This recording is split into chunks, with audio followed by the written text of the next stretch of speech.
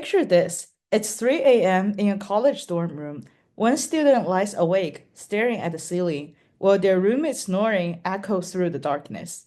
This scene plays out in countless shared spaces every single night, affecting up to 40% of young adults.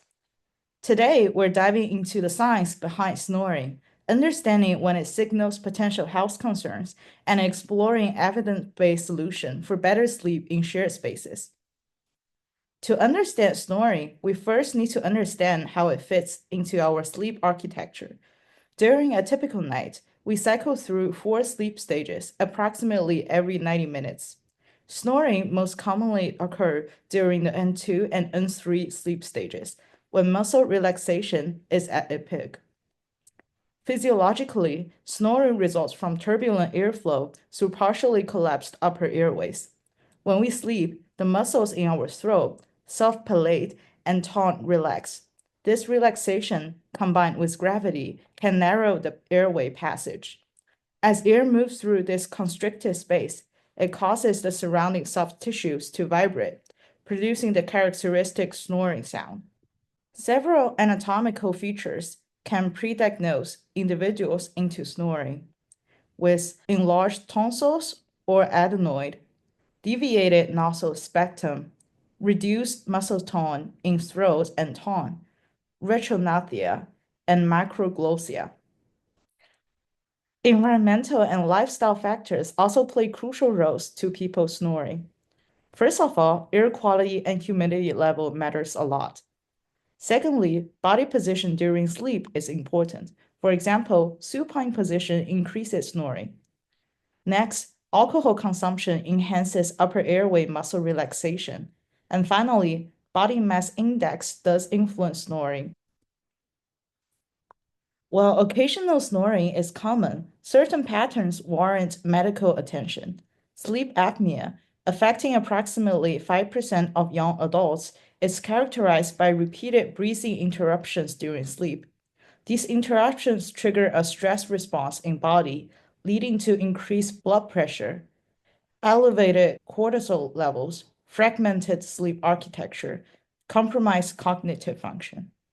Some clinical indicators that distinguish problematic snoring include witnessed breathing pauses, gasping or choking sounds, morning headaches, excessive daytime sleepiness, difficulty concentrating, and mood changes. Now let's focus on the impact on partners' sleep quality and health. First is a sleep disruption. A study published in the European Respiratory Journal found that female partners of male snorers experience decreased sleep quality and increased sleep fragmentation. And secondly, improvement with snoring elimination.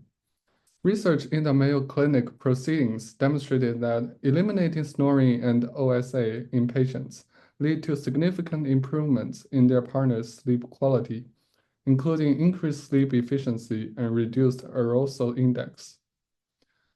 And then for the health risks associated with snoring, first, the daytime sleepiness and the cognitive impairment.